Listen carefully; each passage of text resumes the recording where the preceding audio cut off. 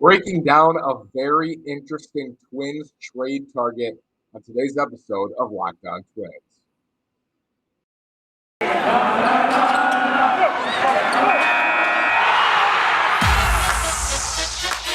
You are Locked On Twins, your daily Minnesota Twins podcast, part of the Locked On Podcast Network, your team every day.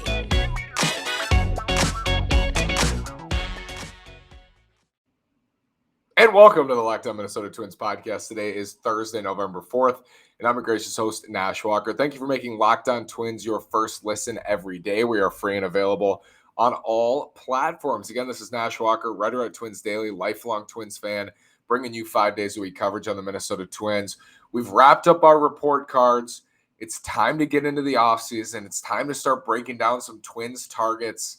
And we start with a really interesting one today. And my buddy Keaton and I, shout out to Keaton, we were talking last night a lot about this trade possibility and why it makes so much sense for the Twins. And it's someone that we haven't heard of, that maybe you haven't heard of in a while, since he had a great 2016 season. But he's actually been very, very good since then. And I think makes a ton of sense for the Twins as a trade target. And to set this up a little bit, so when we look at the Twins offseason, we know they need starting pitching. They need starting pitching much more than they did last year. And a lot of my focus last year was we're moving Jorge Polanco to second. That was an idea. There was posturing early in the offseason. You saw at The Athletic, you saw at twinsdaily.com, ideas about moving Jorge Polanco to second. The Twins ended up doing it. They moved Polo to second to improve their infield defense, signed Andrelton Simmons. We knew they were going after Marcus Semien. Didi Gregorius was also on the market. And they ended up with Simmons. And now that they've made that decision, and now that Simmons is gone and doesn't look like he'll be back, there's a possibility that he'll be back, but I think a lot of fans and maybe the Twins themselves don't want him back. But it opens up that hole again at shortstop because Royce Lewis tore his ACL, and I think the Twins were hoping that Royce would be ready in 2022, and he's just not really going to factor in much in 2022 for the Twins. He could, hopefully, midway through. And I've talked at length about this, and we've talked about this amazing shortstop class. We look at Carlos Correa and Corey Seager and Marcus Semien, Javier Baez, Trevor Story, one of the best classes ever, probably the best shortstop class of all time this year. So if you're going to have a shortstop vacancy, I guess it's this year. And then you have Chris Taylor, that utility man for the Dodgers, who also can play shortstop, plays in the outfield, plays in the dirt, plays everywhere, that could fit on any team. He could really fit on any team looking for any sort of offensive weapon. Chris Taylor is one, and he's that Swiss Army knife. So we know the Twins need starting pitching. They also need a shortstop, and it's not going to be Nick Gordon. They're just not going to start Nick Gordon. I've seen some tweets like, why don't you just put Gordon there? Not good enough defensively, doesn't really have that standout ability offensively. He does a lot of things pretty well, which is why I think he'll be on the team. And he's also, from what we've heard and what we know, just great energy to have around the clubhouse and brought a great vibe down the stretch for the Twins. Josh Donaldson's on his on a live stream the other night talking to our guy Carp, and he says, Nick Gordon's my favorite teammate right now because he brings energy every single day, and it's really hard to bring that energy every single day, and Nick does that. So I think Gordon has a place on the team. It's not as this team's shortstop. They need a shortstop, and I've talked about Royce and my optimism for Royce Lewis and how I'm going to continue to be optimistic about him and his ability, and I think his makeup, and I think he's going to be an impact shortstop for the Twins. That might be wishful thinking at this point, but I think you have to, until further notice, continue to plan on him doing that. Your number one pick in 2017, you have to plan on it for now.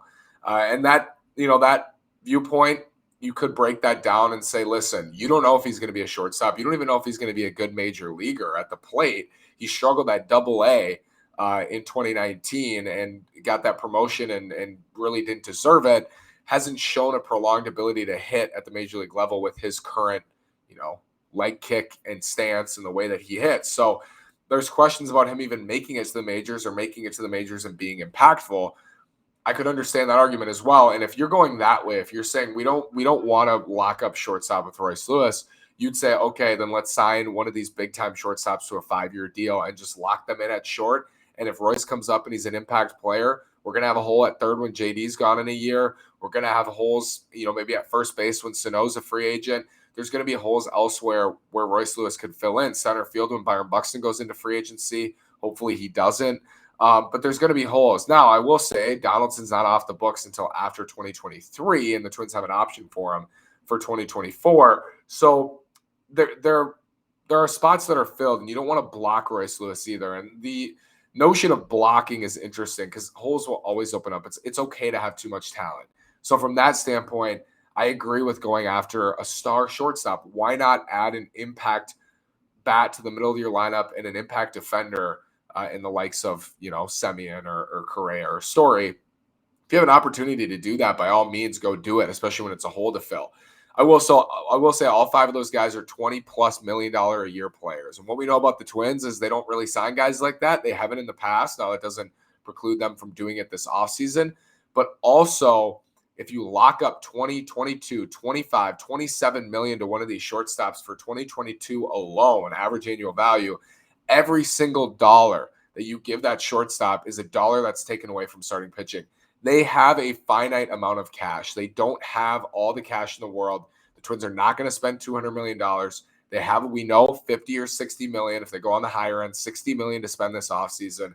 If you give Javier Baez or Trevor Story or Marcus Semien 22 or 25 of that 50 or 60 million, that's a lot to invest in a shortstop when this team needs 3 starting pitchers and needs a frontline starter, which will cost 20 or 25 million on their own, or a ton of prospects. So I don't think going after a $20, $25 million shortstop, as great as it sounds, as fun as it sounds, is a viable use of funds. Now, if they do it, I'll understand it. I'm not sure if I'll support it. But if they were going to do that, they'd have to really go after starting pitching via the trade market and get someone who's cheaper, like an Aramon Marquez, who can be a number 2 for you, or a Sonny Gray. But in that case, you're trading a lot of prospects, and it's going to end up getting expensive in that way. I could see them trading for 2 starters, 2 number 2 or number 3 starters, signing a shortstop, and then using the rest of the money to sign another starter, like a Michael Pineda type. Then you have your 3 starters and the starting shortstop, who you hope is a star. But listen to this. What if they sign that shortstop and it's Trevor Story, who hasn't been great out of Coors Field, and he comes and he's just average? Or they sign Marcus Semien and he gets hurt, or he reverts back to who he was pre-2019, which is a solid player but not a great player. Now you have all this money tied up into them that can't go to starting pitching. Puts even more pressure on your pipeline. After this word from BetOnline, let's talk about a solution, one that threads the needle and I think is a really good solution for the Twins moving forward. Let's talk about it after this word from BetOnline. We're back and better than ever. BetOnline has a new web interface for the start of the basketball season, more props, odds, and lines than ever before.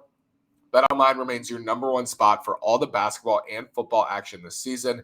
Head to our new updated desktop or mobile website to sign up today and receive your 50% welcome bonus on your first deposit. Just use our promo code LOCKEDON to receive your bonus from basketball, football, baseball, postseason, NHL, boxing, and UFC right to your favorite Vegas casino games. Don't wait to take advantage of all the amazing offers available for the 2021 season. BetOnline is the fastest and easiest way to bet on all your favorite sports. BetOnline is where the game starts, and there's so many great things to bet on right now. I know the postseason's over for baseball. I should have mentioned that. But basketball, NHL, boxing, UFC, right to your favorite Vegas casino games. Go to BetOnline, use promo code LOCKEDON. Thank you again for making Locked On Twins your first listen every day. We're free and available on all podcast platforms. So here's someone who I think threads the needle. And again, if you sign a Semien or you sign a Correa or you sign a Story, they can move to third base if Royce Lewis emerges as a star, and Royce can start at short. But then in that case, you have a bunch of money tied up to those guys moving to third. You get the gist of it. A lot of money to tie up at this point in the contention cycle for the Twins, which is a murky point in the contention cycle on a team that needs starting pitching desperately. So this is, I think, a solution. When you're looking for a middle-of-the-road shortstop, this is not Freddie Galvis or Andrelton Simmons, who are question marks to even make an impact on the team next year. That's positive. You're looking for a middle ground between the Galvis, the Simmons, the VR tier of shortstops, and the Story, Correa, Baez, Semien, Seager tier. Where can you find in the middle? Chris Taylor is one of them, just not an everyday shortstop. I mean, I don't know if Chris Taylor is someone who you can plug and play at short every single day. Maybe you can, but I think the demand for Chris Taylor's services will be really high. He's also coming from LA, and I don't know, it would probably take an overpay to get him to Minnesota. Not against CT. I really like CT, and I think he fits on this team wonderfully. But again, he fits on a lot of contenders wonderfully. A lot of contenders. We're not even sure if the Twins are contenders at this point for 2022. So I think in free agency, it's a little bit more difficult. Here's a trade avenue. Gene Segura, Philadelphia Phillies. You probably haven't heard about Segura in a while. Since 2016, he was a beast in Arizona, but he's only entering his 32-year-old season. He's from the Dominican Republic. Great year in 2021. Hit 290, OPS plus 111, so 11% better than league average. 348 on base percentage. Slugged 436, had 14 homers. Was worth almost four wins above replacement. Here's what you're going to find with Segura. In almost every year, he's been a 4-win player. Like nearly a 4-win player every single year. Now, he played second base for Philadelphia, but he's logged almost 3,600 innings at short since 2017. He's been just slightly below league average defensively in terms of defensive runs saved at shortstop. So he can play short. He's a better defender than Jorge Polanco. Reminds me of Jorge Polanco for sure, and Keaton and I were talking about this. Better defender, though. He can play second if they want to switch Polo and Segura some days or whatever. But I think this is a guy you can plug right in at short. And here's what I love about it. And he's under contract with the Phillies for 2022 at $14.85 million. So when you're talking salaries, if you're talking like Andrelton Simmons at $6 or $7 million, or Freddie Galvis at $6 or $7 million, maybe not even that much. And then Semien, Correa, those guys in the $22 to $28 million range. Here's Segura at $14.85. Here's your middle ground. And not only is it a middle ground salary, he's a middle ground player. So he's going to be a lot better than Simmons and Galvis offensively, certainly, and I think defensively too. Now, Simmons is a little different. He's one of the best defenders ever at short, best defender of this generation at short, but so bad offensively that some of that gets negated. I think Segura gives you this great mix of upside at the plate. He's already a good hitter today, but I think with a high ground ball rate since 2016, get him to elevate the ball a little bit more at target field. I think you can get him back to that 20 home run power.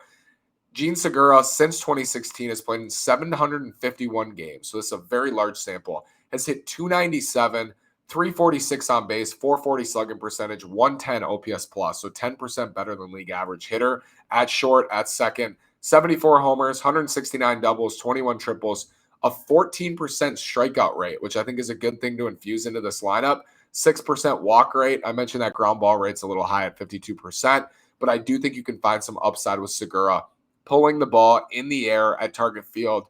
I think Gene Segura is an amazing fit for the Twins via the trade market. I think he's a way to not have to get involved in the bidding and focus your free agent resources on starting pitching. And I also think I love this contract. $14.85 million in 2022. We're going to talk about the Philadelphia side in the next segment. But 2023, there's a $17 million club option and a $1 million buyout. So about $16 million committed to Segura over the next 2 years. Here's why I love it. Royce Lewis on the mend, right? Read about him yesterday. Sounds like he's doing really well. But again, it's going to be difficult for him to make a huge impact for the Twins at short in 2022. So you have Gene Segura at short in 2022 for the Twins. On days off, Nick Gordon can play short. If there's a righty on the mound, Segura needs a day off, Gordon plays short. It fits wonderfully. Now in 2023, if you still feel like Royce Lewis isn't ready, you can pick up his $17 million club option. And you can have him play short again in 2023. Now, that's hefty for a 33-year-old shortstop at that point, but it gives you that luxury in 2023. And in 2022, I think that's a really, really reasonable number to pay. And that's enough of a resource going to shortstop where you feel like you've really improved, but you're also saving money for the starting rotation, which should be their priority this offseason outside of extending Byron Buxton. Let's talk about this from the Philadelphia side. That's the most important thing. Why would Philly do it, and what would it take to get Gene Segura? Let's talk about that after this break. So we're wondering why Philadelphia would do it. And number one, the Phillies have Bryce Harper, and they're desperate to win. The Phillies are in it, and they have Zach Wheeler. Signed Zach Wheeler in the 2019 offseason going into 2020 to a monster deal. Signed Bryce Harper to one of the biggest deals in MLB history. They are trying to win right now, and this is a rebuild that's failed. And you hear Bryce Harper, he's taking responsibility, saying, like, I feel like this is my fault. Bryce, listen, man, you're probably going to win National League MVP. Had a heck of a year. This ain't your fault. You know, this is an organization that has failed in recent years, and they already have $170 million committed to 2022, a lot of money already committed. They need relief pitching. They need bullpen help, and they need as many resources as they can get to address their bullpen, to address the back of their rotation, to get better and compete in the National League East while Bryce Harper's in his prime. And they're paying him $30 whatever million a year. Got to win with Bryce Harper. Got to do what it takes to win with Bryce Harper, I think. And if you trade Gene Segura, you can free up about $15 million off the books that can go to pitching. You know, he's a second baseman. He's replaceable in that way. You know, you can go out and get a second baseman, Freddie Galvis. Go out and get Andrelton Simmons and move Didi Gregorius to second. They got Didi at short. They got a lot of different things they can do to save money. And I think trading Segura is a big one. You trade him away to a team that can take on his salary in the Twins. They're desperate for relief help. Maybe could add to their farm system with a prospect or two from the Twins. Maybe they want Max Kepler or Miguel Sano. So a little bit of salary goes back in this deal with the Twins taking on almost $15 million for 2022 in Segura. Or, as we know, the Phillies were interested in Byron Buxton at the deadline. This could be part of a Buxton deal.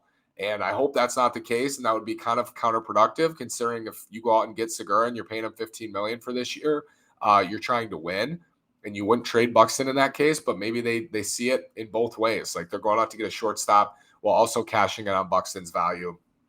So maybe he's part of a Buxton deal. Here's a deal that I have drawn up. The Twins get Gene Segura and his $14.85 million salary for 2022, which is still significant. You know, it's a significant chunk. So the Phillies also send $3 million. So the Phillies are saving on their 2022 books about $12 million. You can get Raisel Iglesias for $12 million a year, one of the best closers in the game. You can get a couple great relievers for $12 million a year. Heck, you can get a decent starter for $12 million a year if that's what the Phillies want to do. And they're getting that just by trading Semien and eating $3 million of his salary. Some of that salary could go toward the buyout, like they pay his buyout for 2023, and then you save $2 million in 2022, and the Twins pay about $13 million of his salary. I'd be good with that. Going back to the Phillies, so this is two birds, one stone. Not only are they freeing up salary, they're getting Cole Sands in this case, who had a great year at AA for the Twins, right-handed pitcher. And you're probably thinking, why would the Twins be trading pitching prospects? I hear you. They probably shouldn't, but they do have a nice stable of young pitching prospects. I think they could trade one. I think they could and feel okay about it in a deal like this. And then a breakout prospect this year, Edouard Julien, who I talked about a ton. Insane on-base percentage, high OPS from Auburn a couple years back, was drafted, high slot. The Twins got. So the Phillies are getting two really nice mid-level prospects here, and they're getting that money off their books. And for the Twins, they're dealing from sources of strengths. You know, I think they're pitching prospects, now that they've added Simeon Woods-Richardson, we've seen Joe Ryan, we've seen Bailey Ober, and how they're going to be contributors hopefully next year and in the future. I think they can afford to deal Cole Sands. And then Edouard Julien, who's an infield prospect, I think they can afford to deal him too. And I think they have enough infielders with a rise and you know, Donaldson's still there, Jose Miranda, Austin Martin coming. They have enough guys that can fill in the dirt, especially if they're getting Segura potentially for 2023 as well, if they pick up the option. It makes it doable. I think this is a trade that could get done. And I really like the prospects of this. And I really like the idea of adding someone in the middle for a reasonable, if the Phillies ate $3 million on his contract to get better prospects. So that's that scale that we talk about. If they don't want to eat any money and they just want to get rid of Gene Segura and it's $15 million, the Twins will probably have to send a couple low-level prospects back. If they eat $3 million on his contract this year or eat the buyout and $2 million this year, better prospects are going to go back to the Phillies because they're eating some of that money. So I like the idea of eating money because I think the Twins have a deeper system to deal from. And I also think, again, every single dollar that you have available priority should be going to starting pitching. And I think you can find really creative ways to allocate your money this offseason. I think this is one of them. Like, you can add Gene Segura, who's been really, really good player, really solid player since 2016, the last 6 seasons, whatever it is now, has been really solid. You're really upgrading at short. You're adding a bat who's been solidly above league average, can steal bases, plays solid defense. You're adding a good player at a decent price tag where you don't have to pay $25 million for Seager or Story or Correa or any of those guys. You only pay 12, 13, 14, whatever they're willing to eat. And you can look ahead and say, shortstop's taken care of. We're also not blocking Royce Lewis because Segura's only guaranteed 1 year. It's a 1-year deal, essentially, with a club option. I love that there's the club option, as I said, and it's only a $1 million buyout. So it gives you so many ways to get creative there with the money. I also think there's a lot of ways in the rotation to get creative, trading for someone like Marquez, who has a decent salary. I think it's like 12, 13 million. Sonny Gray is at like 10.7 million. You can save a lot of money through trades. And I think this is a way for the Twins to really cash in at short. And I think the Phillies would go for this. I could be dead wrong, could be crazy. I love this idea. I think it's a really good one. And Keith, if you're listening, I appreciate you breaking this down with me. But I think it makes a ton of sense. Segura would be my number one target as a shortstop. I think I've really fallen in love with this idea of going out to get him because I think it makes a lot of sense for both sides. Let me know what you think. Follow me on Twitter at NashWalker9. Follow the show at Locked On Twins. Thank you so much for listening. Have a great day. Go Twins. Please subscribe to the channel and leave a comment.